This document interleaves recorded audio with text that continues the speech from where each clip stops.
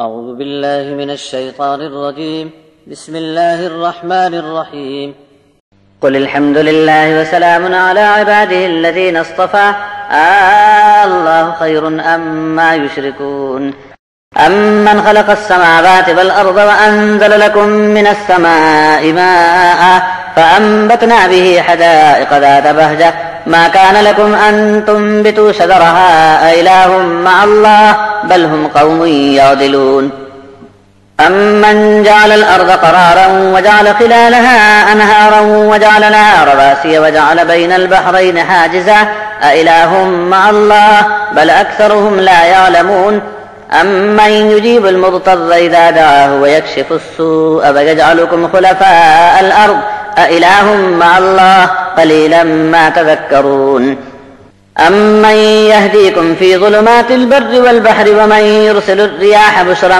بين يدي رحمته أإله مع الله تعالى الله عما يشركون أمن يبدأ الخلق ثم يعيده ومن يرزقكم من السماء والأرض أإله مع الله قل هاتوا برهانكم إن كنتم صادقين قل لا يعلم من في السماوات والأرض الغيب إلا الله وما يشعرون أيان يبعثون بل ادارك علمهم في الآخرة بل هم في شك منها بل هم منها عمون آپ اعلان کر دو کہ ہر طرح کی حمد و تعریف تو صرف اللہ کے لیے ہے اور سلام ہی سلام ہے اللہ کے ان بندوں پر جن کو اللہ نے پسند فرمایا۔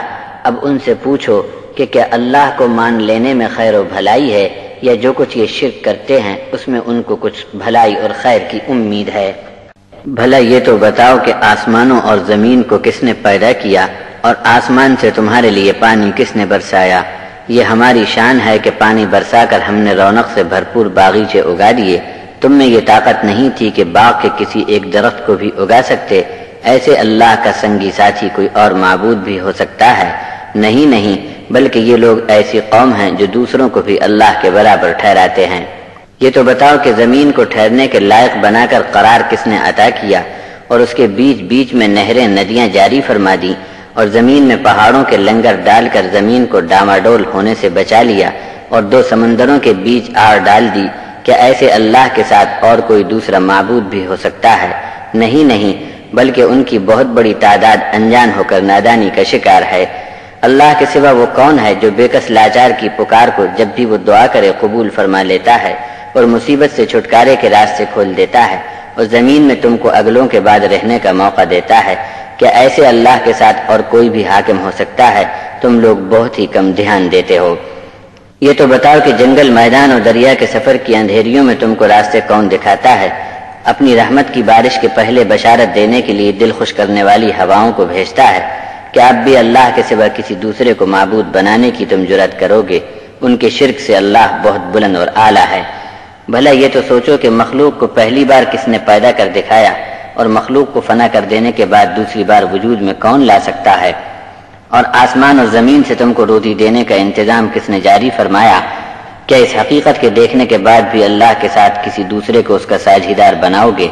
ان سے کہہ دو کہ اگر سچے ہو تو اپنی طرف سے کوئی ایسی کھلی دلیل پیش کر کے بتا دو۔